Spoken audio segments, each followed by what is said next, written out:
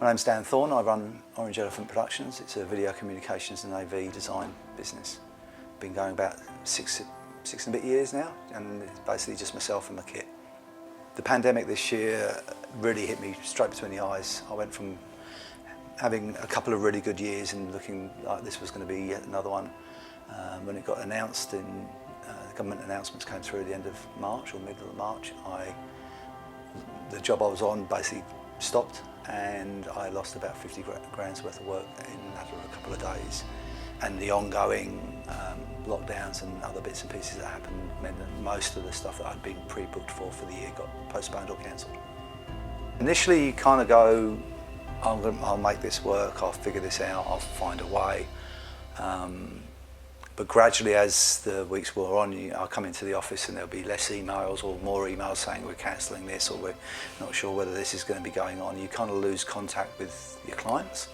And it became harder and harder to almost get going because I'm in a bubble on my own. I didn't have anything to communicate with. I didn't know when the next job was going to come in. So personally, it ended up that I was losing sleep over it. It took me a number of days to realise I wasn't sleeping, I wasn't exercising, I was eating badly, I was just basically becoming a grump. And I couldn't go to my family and say, this is happening, this is how I feel, because I felt like I had to be in charge or the rock or like basically in control of what was going on and trying to make everything right. And I couldn't.